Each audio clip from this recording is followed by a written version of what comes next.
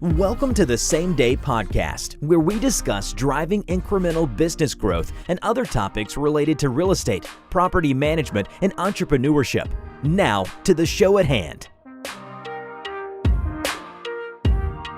Mat Zalk here. I'm the host of the Same Day Podcast, where I connect with top business experts and real estate leaders. Some of the recent guests that we had on our podcast include Joey Wignaraja of 19 Days, who's doing awesome stuff with his venture studio, solving problems one by one and getting them to scale and then spinning them off into individual businesses. Sean Prince of Elect Technologies is a client of ours. We've done a bunch of renovation for Sean, and he's got a number of cash flowing properties that Keyrenter manages. Today, we've got Chad Franson here of Rise 25, who's done thousands of interviews with successful entrepreneurs, investors, and CEOs. And we flipped the script, and he's going to be interviewing me. Thanks for being here, Chad. Take it away. Hey, thanks so much, Matt. Great to be here. Before we get started, I'll let everybody know that today's episode is brought to you by Keyrenter Property Management. Keyrenter Property Management is a full-service property management company helping their clients buy, renovate, and operate real estate assets. They help their clients build wealth while taking the headache out of property management. In fact, Kara and Mary recently turned an older family property into a very nice investment property, allowing Seth on the Keyrenter team to do full renovation, getting top dollar rent, and ultimately finding the success they needed to buy another property. Keyrenter is in the process of completing the renovation and will shortly get the property on the market to rent. That's why no matter what rental you have, single family homes, condos, townhomes, apartments, Keyrenter Property Management has the management solutions you need. Hey, Matt, thanks so much for having me today. Oh, by the way, go to KeyrenterPMC.com or email them at info@KeyrenterPMC.com. Matt, thanks so much for having me today. How are you? Awesome. Great to be here with you, Chad. Hey, today we're going to talk about why scale matters in the property management business. If you could just kind of give me a big picture view of what scale means in the property management business. Yeah, that's a great question. I think scale means that you have enough properties under management to command the resource you need to effectively manage those properties. And I think in its extreme, you can see, or on the extremes of this example, you can see that a person that manages 3 or 4 properties might not have the vendor relationships. They might not have an eviction attorney. They might not have, when I say vendors, I should say, explicitly plumbers, electricians, painters, drywallers, roofers, and they don't have the scale. They don't have the size, the amount of work that's necessary to make those vendor relationships really meaningful and to get great pricing and great service. On the other hand, you have somebody like, Graystar that manages, 400,000 or 500,000 units, and they've got everything they need inside the organization. So they're controlling costs of labor. They might not be able to control materials, but they certainly have better pricing power with key vendors because they install, let's just call it 50 or 80 or 100 and 30, 40, 50 ton chillers on an annual basis. So they can go to Carrier or to, a local supplier that creates, that manufactures HVAC units at that scale and say, I'm going to buy 100 from you this year. What's your best price? So I think those are the two extremes. Obviously, a property management company of our size is somewhere in the middle. And I think it's important to get to the bigger size so that you have more control over vendors and their pricing. You have the right employees, and you're always training somebody else in the flanks to make sure that your service levels don't drop, and so that you have some control over the materials pricing that goes into the work that you're doing on a daily basis. If you could kind of just take me through maybe your journey in terms of discovering why this matters. So, when you started Keyrenter Property Management, what did that look like? And then when did you, and tell me at what point you kind of realized like, oh, we need to scale appropriately. Yeah, absolutely. So what we found was when we started the business, we were offering, as we do now, full service. Somebody would bring us a property in any condition, and we would want to make it ready, get it leased, and then manage the property. When you don't have painters or sheetrockers or just general maintenance technicians, you find that it takes a lot longer to get on somebody's schedule so that you can get the work done. So somebody hands us a property that may have just moved, the tenant may have just moved out, they may have just moved out, and there's all sorts of issues. There are small holes in the walls, there's leaky pipes, there are, a sink needs to be replaced, a countertop needs to be replaced, the whole house needs to be painted, the roof needs to go on, whatever it is. If you don't control the vendor relationships that you've got, you won't be able to do that work in a really timely way. So if you can get it done in 3 days versus 3 weeks, that's a significant portion of income that is lost if you're the owner of that property. And so, we just found that it was really difficult to get work done if you didn't have the scale to mean something to your vendor. So you start off meaning something to one vendor, and that vendor is a jack of all trades. Maybe they're not doing everything perfectly, but they can paint and fill holes, and they can install a new P-trap under a sink or whatever. And ultimately you start parsing that work out when, your painter is full-time painting and he can stay, or she can stay. We don't have any female painters, but if we did, he or she would have the work that they need to stay busy all the time painting your houses. And the sheetrocker is the same thing, and the plumber is the same thing, and the roofer is the same thing. So we just learned early on that you want jack of all trades maintenance guys. And now we've got 15 or 18 on staff between our different markets. And those people can do, if you need them to paint, they can paint. They're probably not the best painters. They're not the best people that are going to tape off well and do everything else. But if you need them in a pinch, they can do it. And otherwise they're handling kind of all the small details that need to take place for a make ready. What are some of the consequences of taking 3 weeks to do something rather than 3 days? I mean, for us, it's that owners go, what in the hell's going on? Why can't you get this thing done sooner? For the owner, it's obviously lost revenue, which is why they're putting pressure on us. And frankly, we may be in a situation where we've pre-leased a property and we've guaranteed that, 7 days after the move out, somebody else is moving in. And then we have to go back to a tenant and say, I'm really sorry, it's not ready. We have to go to the owner and say, I know you're expecting 3 weeks of revenue, but we only gave you 2 weeks of revenue because it took us an extra week to get the make ready done. Utility bills have to go back. They were set to start on day 7 and now they can't. So, we have to then move, the tenant has to then move them back by a week. It's just a bunch of additional steps. And we've talked about it in the past on the podcast where, a stitch in time saves 9. So if I can just get it done right the first time, it stops a bunch of kind of cascading events that happen afterwards that are not necessary, don't necessarily need to happen, but cause a lot of additional work for everybody. And all of our team members have a full plate of work. They're managing enough properties that they don't need a bunch of, unnecessary tasks piling up on their plate.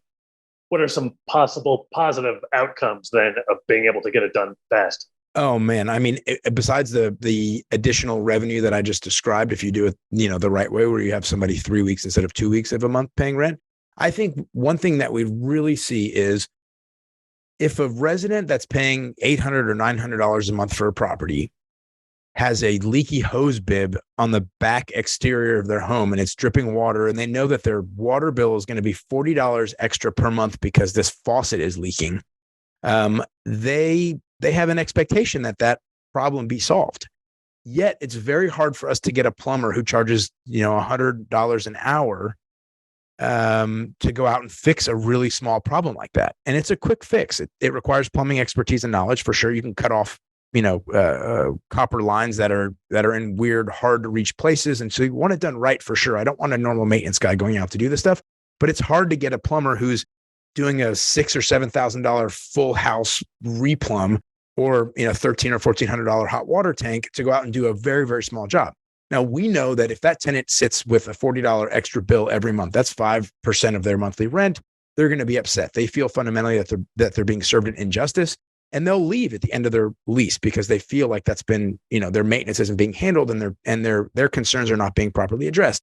The owner doesn't necessarily know whether that person moved to Texas or that person moved down the street, but we know that it's a fault of ours. And so ultimately, when we found that it was really difficult to do little hose bib jobs like that, we hired a plumber and put that plumber on staff. Now we have 2 full-time plumbers on staff, and they can address those issues in a timely way so that tenants fundamentally will, at the time of renewal, accept a higher rent, right? Accept a rent increase and stay because they feel like their concerns are being addressed. The owner of the property may not see the immediate impact, but they feel over a long period of time, lower vacancy, higher returns on their investment, et cetera.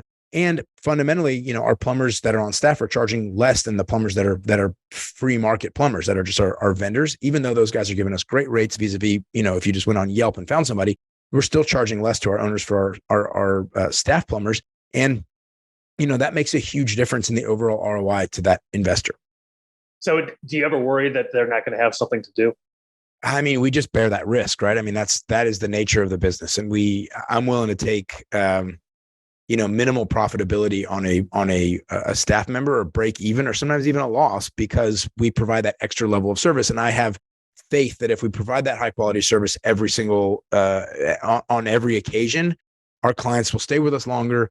We'll make the management fee, right? And we're in a, it's a lean business. We're in a low margin business fundamentally, and that's just part of that's just part of it. Is that sometimes we pay out more in our monthly labor cost than we make, and then we charge to our owners, and that's just part of it fundamentally. Why is scale important in terms of the property management team beyond just maintenance? So I think the same fundamental concept applies to our team. If we want to have high quality service for our owners, that's answering questions that they've got, that is communicating when there are issues at the properties, and we want those people to be responsive and have high quality responses for residents of the properties that we manage. We always need to have a good ratio of property managers to the total number of properties that we manage. So, a property manager can only manage a certain number of properties and do it effectively. And so we need to always be training new property managers in the skill set that they need. And we also need to make sure that there's like a balance of the number of properties that they manage. They get a little bit higher, and we have to pass them off to another property manager, somebody that's been in training for the last 2 or 3 months and now is taking on a smaller number of doors, et cetera. So it allows us to keep a high level of service, a high quality benchmark for the properties that we're managing in terms of the ownership and the tenants of those properties.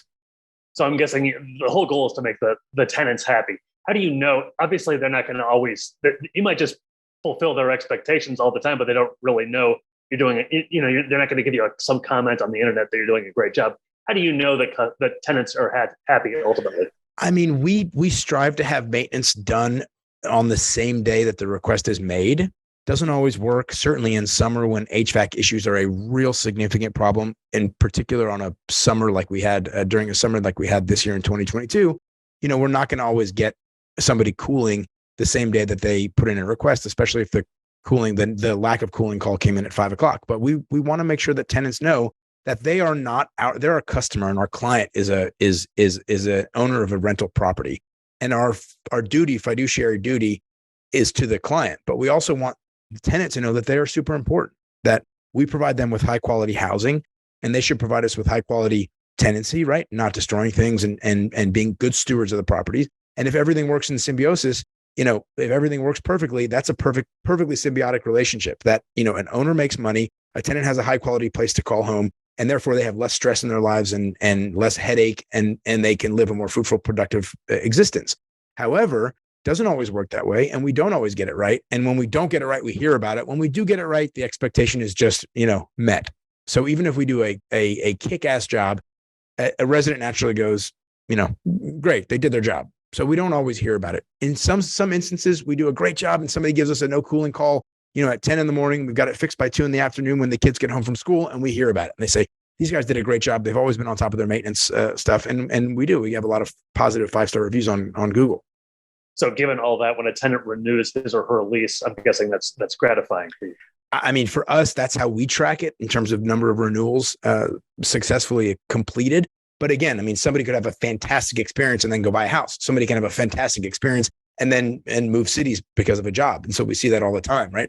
Awesome tenants that we've provided awesome service to are leaving. So it's not the ultimate benchmark, but we should have a high number of renewals. And if we do our job successfully over 12 months or 18 months, because we sign longer leases sometimes, especially during winter, we'd sign an 18-month lease so it expires in the next summer, then we'll see higher levels of renewals. Is there anything else we need to cover in terms of why scale matters? No, I think there's one other thing, actually. I said no, and then I had an idea. I do think that investment in technology is a function of your scale. So, we use AppFolio property management software, and we pay them something like $12,000 or $14,000 a month. And so our ability to do that is based on scale. Part of the cost is because of our scale, and part of the cost is because, it's the Rolls Royce of software. So our ability to invest in technologies like AppFolio, like HubSpot, and we did a $75,000 rollout of an integration with HubSpot. That's a communication platform that we use, that we've kind of flipped on its head and use as we need, was based on our ability to afford that investment was based on our scale. And so, always keeping on the cutting edge of technology and implementing technology in our business, which is fundamentally kind of a stodgy old business. I mean, property management is a little bit of a stodgy old business. That is a function of scale and having the resources to, make those things happen. So I do think technology is also another idea, another point at which scale in your business is really helpful. Obviously, you were able to survive without Adfolio. What does being able to invest in them do for you? Like, what did they do for you that you hadn't? It makes everything. It takes you away from a spreadsheet and allows just better tracking, better reporting, better collections. You can run any report you want, right? I can run a delinquency report and see any tenant that has more than 50 cents of delinquency. I can run balance sheets. I can run income statements. I can do comparative income statements across properties.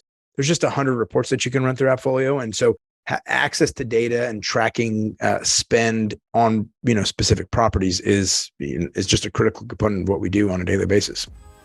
Okay, great. Anything else we missed? That's it, Chad. Thank you so much. Okay. Thank you so much, Matt. Great to be here. Take care.